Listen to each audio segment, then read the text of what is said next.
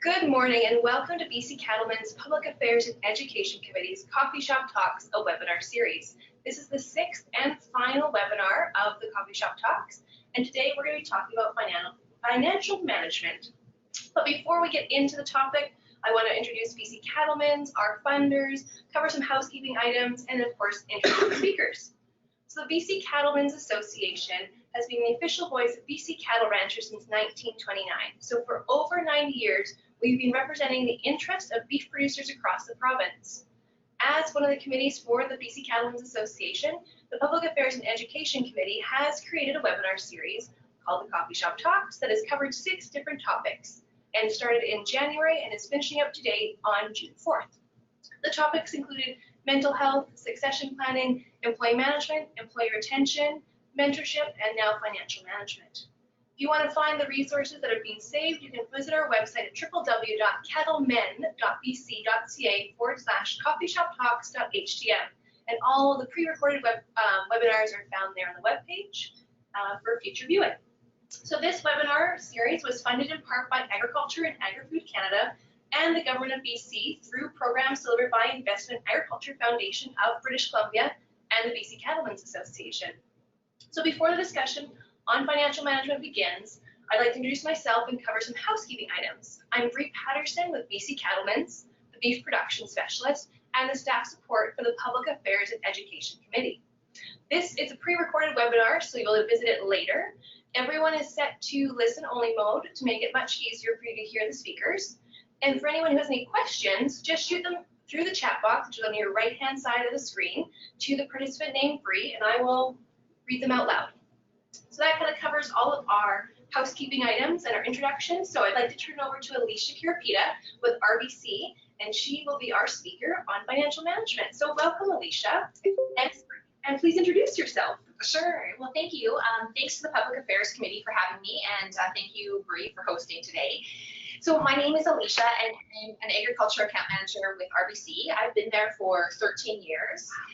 And I look after agriculture clients across all sectors, but specialize in the beef industry. That's awesome. So I've been in the beef industry my entire life, born and raised, and continue to be in the beef industry, and have a true passion for helping agriculture clients succeed in their business. So I always tell my clients that, if you ever have a big need or a question, don't hesitate to ever give me a call, because we'll figure out a way or a person or a partner for you to the advice and help that you need. But truly, looking after the agriculture clients is a privilege, and I absolutely love what I do. That's awesome. Before we dive into our questions, we're just going to make sure everyone is in listen-only mode to help make it easy for everyone who is attending. Yeah, so everyone should officially be in listen-only mode. If you are dialing in from your phone and not the computer, I would request that you please hit your phone on mute so there's no background noise. So thank you very much. And now, if you're ready, Alicia, Sure. Let's talk about some of the questions the Public Affairs and Education Committee has curated for you. Okay. They've come up with quite a few, so hope you're ready. Okay. So first question was in regards to risk management. Are there any tips or tricks you would encourage your clients when they're dealing with risks of any kind with finances? For sure. Yeah, I think risk management is really, really important. And I mean, everyone's situation is completely unique, and every client that we work with is completely, just so different. But some of the general risk management tips that I would really recommend is having a good financial advisor. Having someone in your industry that understands the beef industry or your agribusiness that you're involved with is key to success. And those clients that have that professional account manager in place will know what that partnership is like and how good it can work. And those that don't, I would encourage you to develop that partnership. And also just having key people, involved, your key professionals. We always refer to your accountant, your lawyer, and your account manager. You kind of have that triangle. Yeah. And when you have that, those professionals involved in what you're doing, it makes your life so much easier. And the advice that you can get is amazing. I think it's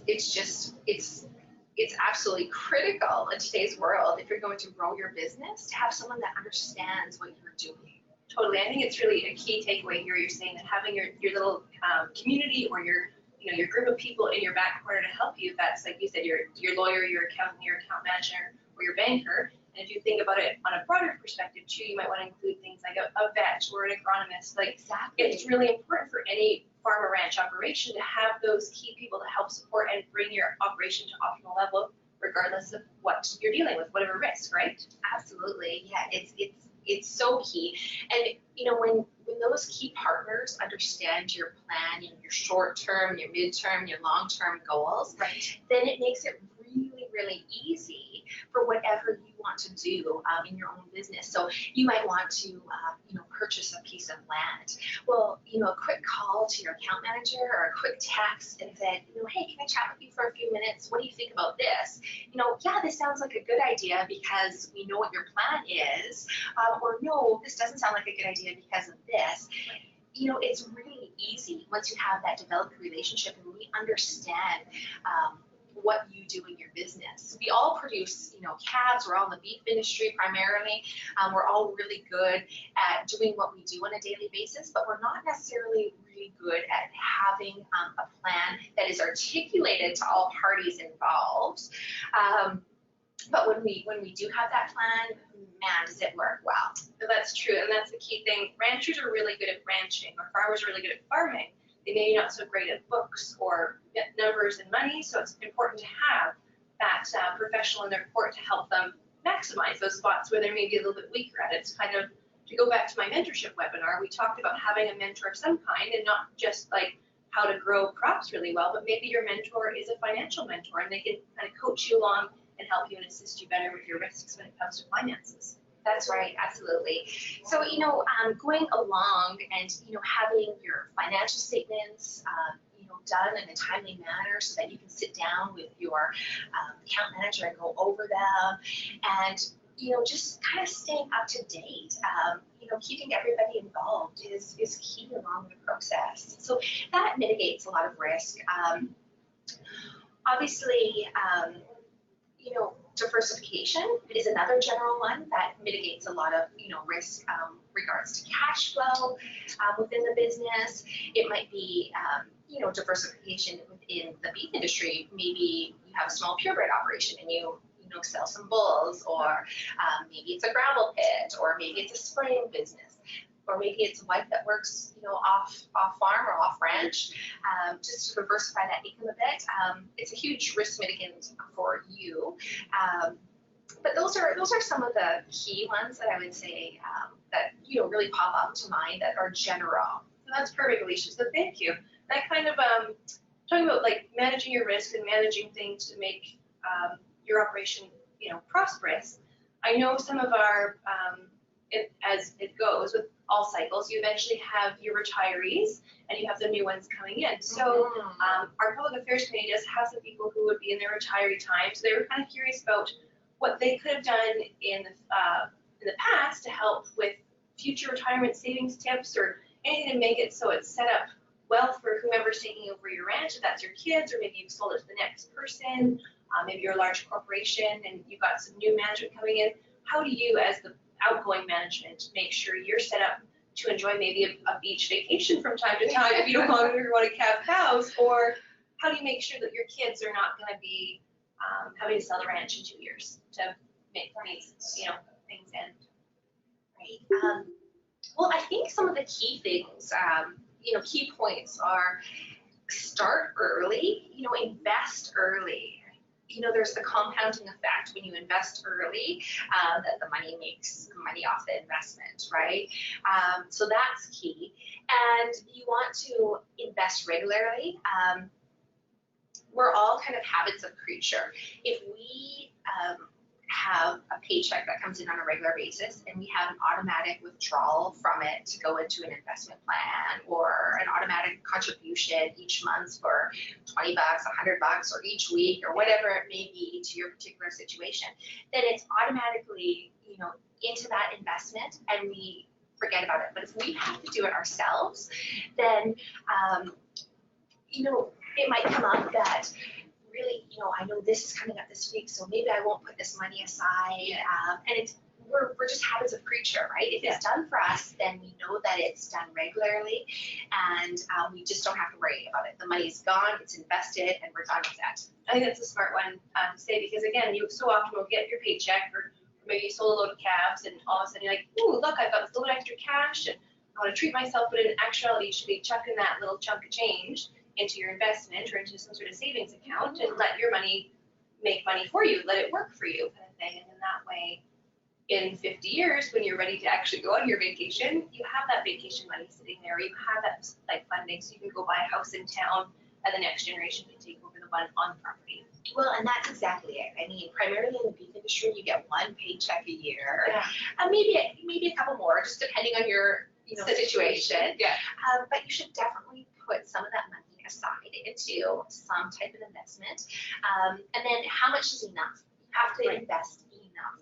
So what does that look like? Well, again, everybody's financial plan is so unique and so different that you really need to sit down with your advisor and get some advice from them. What does your retirement look like? Are you going to stay on the ranch?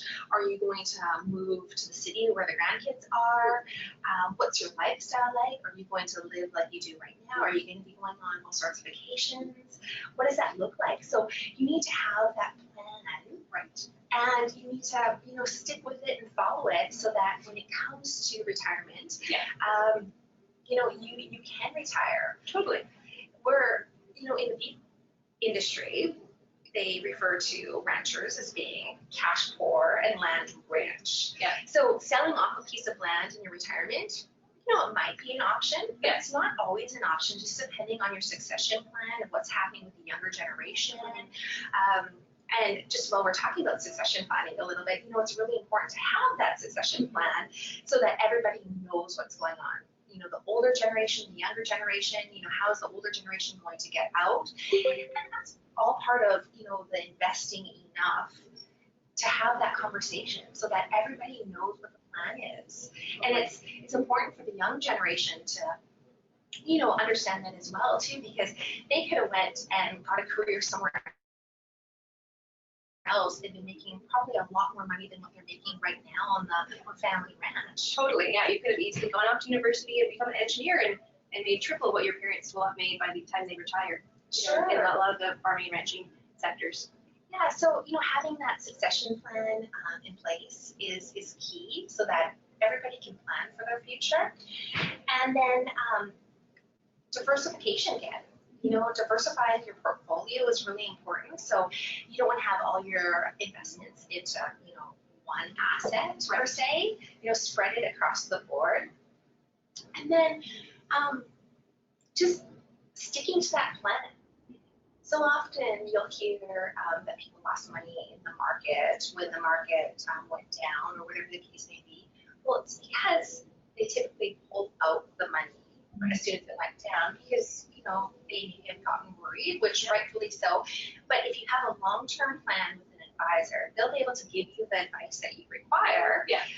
And, especially if we know that you have a long-term plan, then say, ride it out because it goes up and down. Up and down. Well, it's like any kind of market, regardless if it is a canola market or the calf crop, market, everything up and down, it rides through. So pulling out too early could be detrimental, like you said. Exactly. And I'm sure depending on what kind of investment, there's probably some fees as well attached to it where you might have that, applied when you pull out too early as well. So that's, again, loses money there too. So it's, like you said, it's smarter to ride it out or maybe safer to ride it out for a bit as well, especially if you've sat down with your advisor and had a chat and gone through your short, mid, and long-term plans. Exactly. And we truly don't ever expect clients to come up with a plan on their own.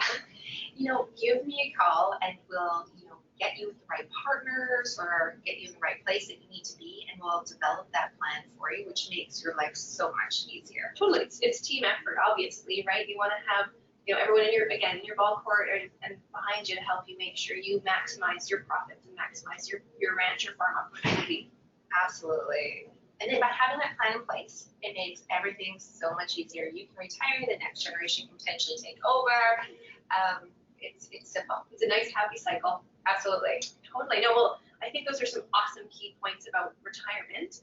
And actually, we kind of touched on assets as well. So the committee was kind of curious if you had any tips on like strategic or smart asset choices, like should you be buying new or like fresh off the lot? Like should you be going to John Deere and going, hey John Deere, I want that brand new baler and it's a 2019 model in 2019, or would it make more sense to buy an older one and maintain it slowly and then eventually sell it? Do you have any clients who do strategic stuff like that? Yes, all the time. So it really depends again on your situation, your cash flow of your ranch. It depends what your plan is, right? What is the plan for your equipment?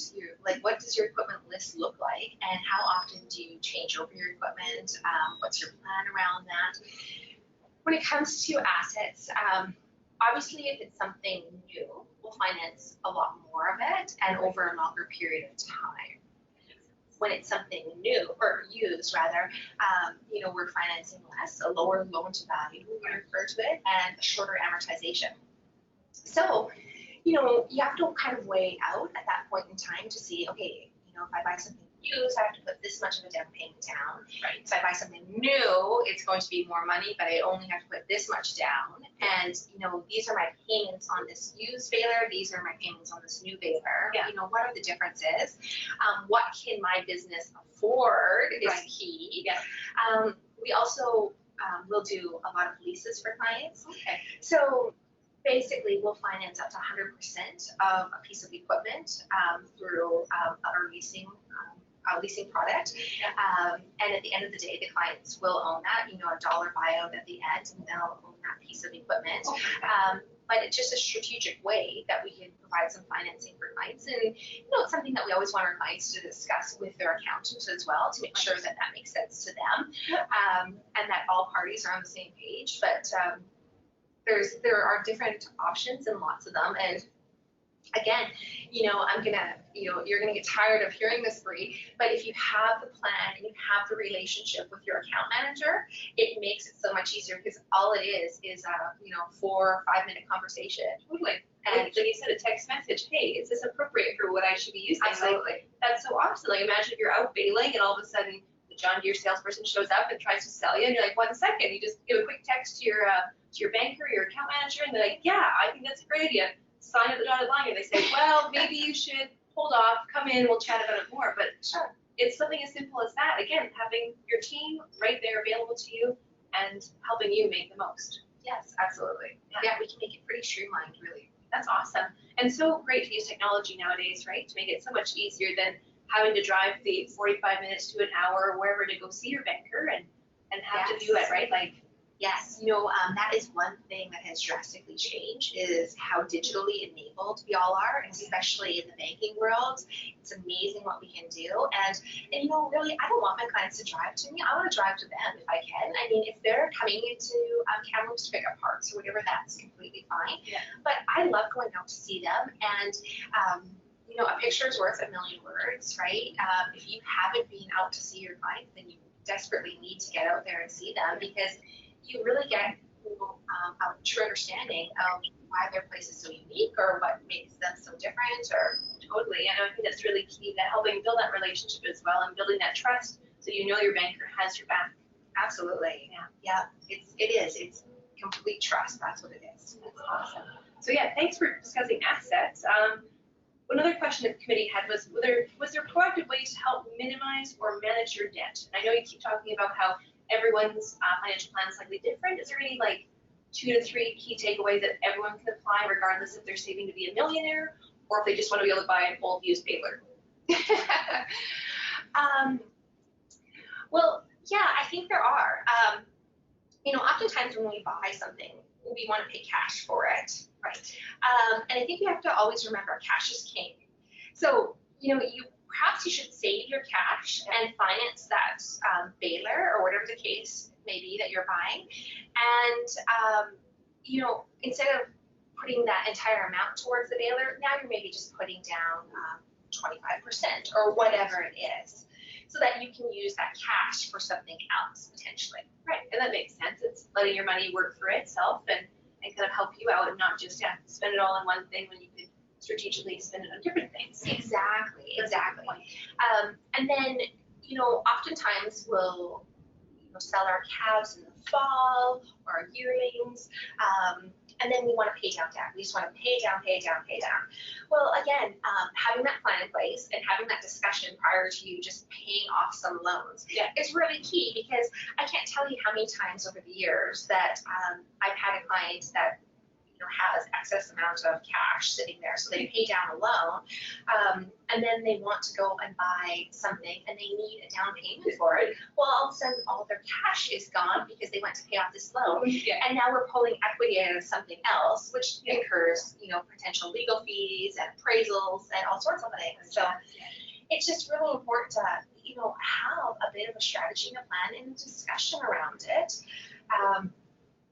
I think that's key. And then I guess, one of my last points around that would be, if you have the opportunity to amortize something over a longer period of time, do it so that you can conserve your cash flow requirement.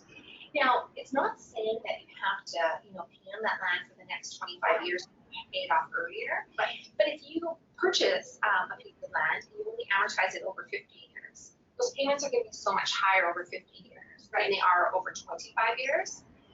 And now your those annual payments are on your financial statements, and we have to abide by what those annual payments are over 15 years, even though we know that you could have taken that land over 25 years if you wanted to. So when we're looking at, the debt servicing of a company, and I'll get into that maybe a little bit later, now those payments over 15 years are so much higher, it's impacting your ability to borrow future future debt, right? Yeah. Or buy what you want to buy, because those payments being higher, but they could have been lower the 25 years. And so with that, everybody selects a term that they're in, either a 1-year term, or it's a variable rate, or it's a 5-year term. So at the end of that term, you can always put a chunk of money down on that loan that you have. Yeah. And there's even some neat things out there that you can pay it down by 10% each year, penalty free. So it's ways to pay down that debt but still have that amortization over 25 years, or whatever the case may be. I think those are really smart and key points too, because again, why use all your money if you can actually strategically use it in different spots as well? So exactly, cash is king. Yeah, totally. I think I'm gonna go back and refer to that for my own self too, because I know when I've sat down with a financial advisor and we discuss stuff, it actually helps to minimize my stress. They go in there going, oh, I only have so much, I have to put on these different loans, so I want to invest, and then they explain like, oh no, you can put a little bit here and a little bit there, and you're fine. You're like, wow, that's great to have that person in your back corner to remind you you're okay. You don't have to dump all your cash onto one loan to wipe it off and then feel that you're free, because lots of people hear the no debt equals freedom as well, right? So when you have that programmed into yourself, and then you're like, ooh, I got this big chunk of change and I'll take out that loan, when in actuality it might have made more sense to keep that giant chunk of change and only funnel a little bit back to the loan, over a longer period of time. And that way you have that extra cash to do fun things or invest or keep building your ranch. Exactly. Yes, and don't get me wrong, no debt would be awesome. Yeah, I wish. And if you have no debt and you have excess amount of cash, then you really don't need essentially an account manager to help you with your debt side of things, or the financing side of things. You need an account manager to help you with the investment side of things, right? It's still having that plan. So it doesn't matter what side of the coin you're on, you still need a plan, and having those financial advisors around that can provide you with that advice for the industry that you're in is awesome. Totally. And again, financial advisors know finances really, really well. So having that one person who knows something and has a strategic focus helps you maximize what you're really good at, and kind of go back to that point where ranchers are really good at ranching. So use that financial advisor to help you make money and manage your money. So absolutely, I think that's a great way, and that kind of goes back to our risks and managing debt and being strategic. So one of the other questions is planning. So 5 years versus 10-year plans. We've talked about that. When you're advising a brand new client, do you urge for a shorter plan or a longer plan? I do know you mentioned, your short, your mid, and your long. So do you do all three with them and kind of choose your years based on what the overall goal is? Yeah, so we typically will look at a client more so in like the 5 years versus the 10 years that you had asked earlier. But when we typically will meet a client for the first time, it's because they have a need at that point in time. So we're dealing in the current situation, so it's really your short-term goals right now. Right. But by going through that plan, we understand their midterm goals and their long-term goals.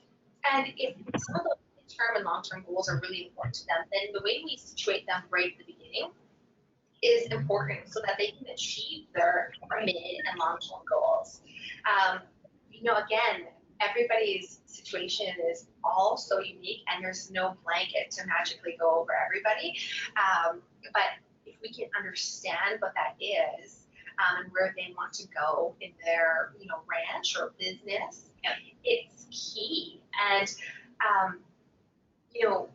all those goals are really important. 10 years is a little ways out for us.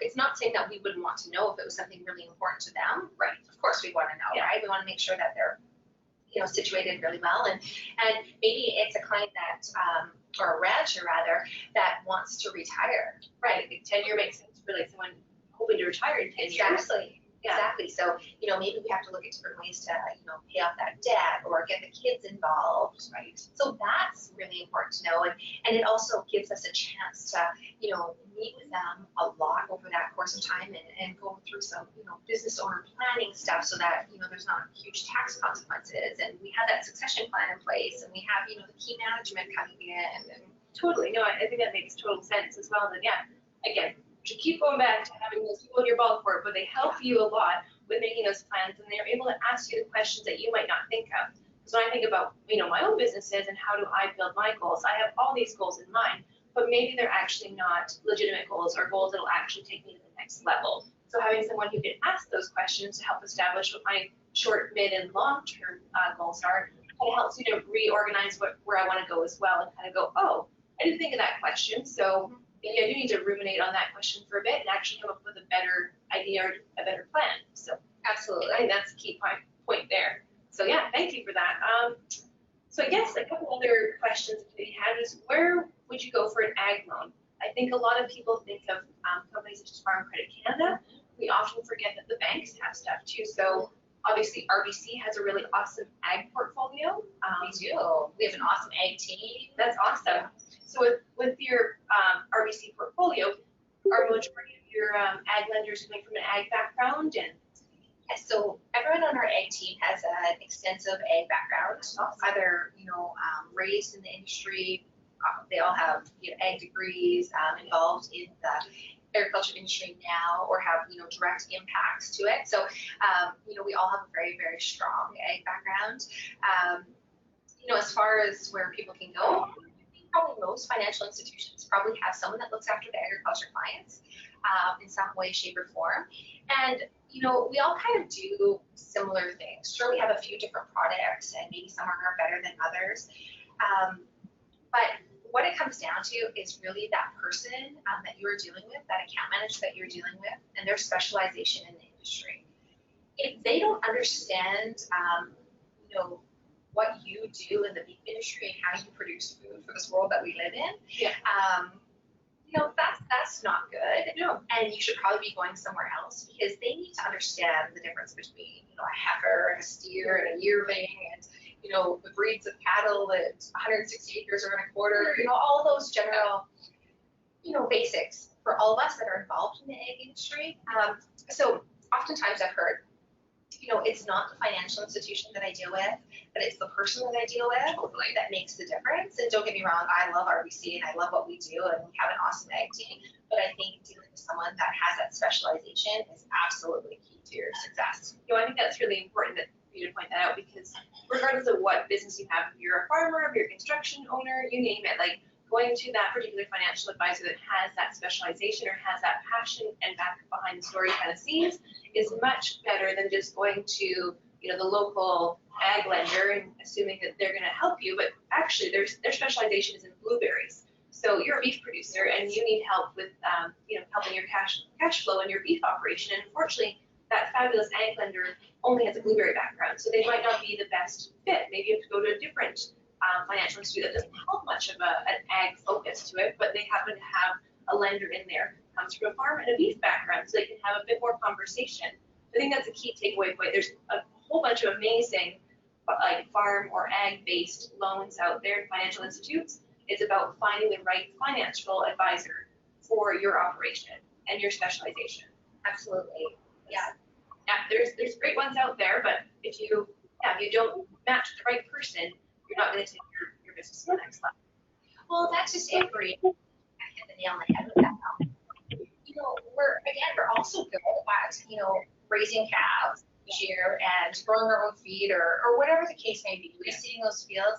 But everybody's place is so unique. So we might all think that we're all similar, but we're really not. You know, you start getting into different ranches and just seeing the way that they do things differently. You know, the south versus the north. You know, longer feeding periods, shorter feeding periods. Do you grow their own feed? Do you have, you know, an irrigation system? What does that look like? Understanding that, you know, why was this cost so reduced this year? Well, it's because of this. You know, you have to be able to understand what that is in order to be able to provide any advice to those clients to help them improve their cash flow or get to the next level or whatever it is. So totally, no, I think that's awesome. And so we've covered all the topics or the questions that the committee has. So do you have any other parting words or parting comments or questions you would like to address, Alicia? You know, oftentimes I'll get asked the question, should I use a credit card? Should I use a Visa? That's a good one. And my answer is, well, it depends. But oftentimes, yes, because I want to see my clients be able to go on a vacation, a family holiday. Yeah.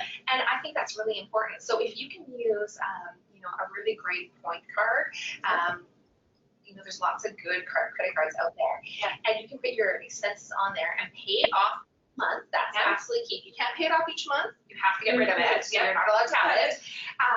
But if you can do that and earn points each year or each month, and then pay your credit card off either by cash in your account or the use of your operating line, because it doesn't matter if you were going to write a check for that expense and it was going to come off of your operating line anyway. It doesn't matter if you're doing it that way or if you're using your Visa and then writing a check to pay off your Visa and using your operating line to kick into your account. That's good to know. It's still the same. We're not, you know, there's no discrepancies there. But if you can earn those points and take your family on a vacation every couple of years or every year or whatever the case may be for free, that's pretty awesome. No, that's true. And like you said, there's lots of great points cards nowadays that include travels of flights or different activities, like maybe taking your kids to Disneyland, or even if you don't want to go on trips, there's quite a few good little goodies you can get off there, from, you know, anything from products for your house to clothing to you name it. So I think that's a really key point about using the credit card and using it effectively and not irresponsibly. Yes, absolutely. So that's a good little tip, isn't it? You know, I guess just kind of as we kind of wrap up here, if you don't have the plan, if you don't have that relationship with your account manager and you don't think it's awesome, you have to know if it's awesome or you don't, or you know, it's not awesome. Don't hesitate to try to develop it or find one, because like you said, and it can make life much easier. And, you know, at any time we'd be happy to welcome a call from anyone just to run something by us or meet. You know, always happy to do that, especially in the beef industry. That's awesome. Thank you, Alicia. So we're going to turn it over to our participants. So if you have a question, I ask that you send it through the chat bar to the participant named Bree, and I will read it out loud. And while I wait for you guys to curate some really awesome questions, I just want to thank you all for participating in our sponsors, the Boston Agriculture and the BCcattle Association, and as well as Alicia for joining us and signing a webinar. So it has been great, and it's been some awesome, amazing little bits of knowledge you've imparted with us. I know I'm going to use some of it and apply it to my own businesses and go back and go, this is one thing I need to do, or not be strategic with it. I think, like Alicia mentioned, having a plan is very important. So, yeah, so if you have any questions, we can shoot them. But yeah, well, do you have any other important knowledge you'd like to share with us, Alicia? Oh gosh, Bree, I don't know. You know, just have someone with that specialization, you know, have the plan, keep in regular contact with your advisor, right? That's key. And don't ever hesitate to pick up that phone and, give us a call. Like it's just so easy. Sometimes we can solve a problem in, a matter of minutes. And, RBC is big, so we've probably seen it or done it, most likely. And if I don't have that direct experience with it, I can guarantee you that there's another account manager within RBC, within, the country, that has done it. And I'll find out the answer. It might not be the answer that you want, but it will be an answer back to your question. That's true. And, we love working on plans with our clients, and we love helping them succeed. It's what makes us have joy in our job, is getting the clients to the next level of what they want to do or what they want to purchase, or that succession plan that they've developed through the generations. It doesn't actually get any better than that. No, that's true. Again, it's that watching that team atmosphere and knowing that you were a little part of that success probably, it helps you wake up in the morning and go and deal with clients every day. So I think that's really awesome. Yes. And then I guess just one other thing that I would like to add is when we talk about how we know if we can afford an asset or not, really there's a relatively easy calculation that you can do, and get your accountant involved or your account manager, and it's really just knowing if you have the debt servicing available for it versus the debt servicing that's required. So it's something that's a little tool that you can easily calculate. Does RBC have it on their website? We don't necessarily have it on our website. It may be on our website. It could very well be, to be honest. I'm not sure of the answer. But, we could walk you through with your financials and tell you exactly what it is and if your company can afford more debt or not. It's relatively easy, and it's a tool that everybody can use. And, it's just a standard calculation of earnings before interest, taxes, depreciation, amortization divided by the debt servicing requirement. So what does that mean in English? Really, it's your net income plus, and add back in your amortization, your depreciation, and your interest, right? And you divide that by your payments for the next year. So if you have monthly payments, you would calculate that $1,000 times 12 per month, right, to give you $12,000, right? Or if you have annual payments, you'd add them in. So any sort of interest, principal, blended payments, lease payments, you would add that all together to give you a number. So it's your first number divided by your second number spits out a number. And so let's just pretend that number that it spit out was 1.25. Yeah. What that would mean is for every dollar of debt you have $1.25 to pay it. So you have an extra 25 cents in your jeans. Yeah. That's, extra. You could put that into some assets and some, not even covering off your loans, but being strategic with your money and making your money work for you that way. Well, that's right. And I mean, that's kind of, the 1.25, that's kind of the minimum that we would want to see, because we want to make sure that those clients have extra cash flow available in case, something else happens or rainy days happen. Yeah, totally. Exactly. So, obviously, the higher the number, the better. The lower, not so good. So we want to keep it definitely, above the 1.25. Yeah. But that's just kind of a general tip too. That's awesome, Alicia. So again, I don't see any questions coming in from viewers, but Alicia's covered off some really awesome points. So thank you again for joining us. And again, thank you to our sponsors, Investment Agriculture Foundation of BC through Agriculture and Agri-Food Canada and the BC Cattlemen's Association. And thank you, Alicia.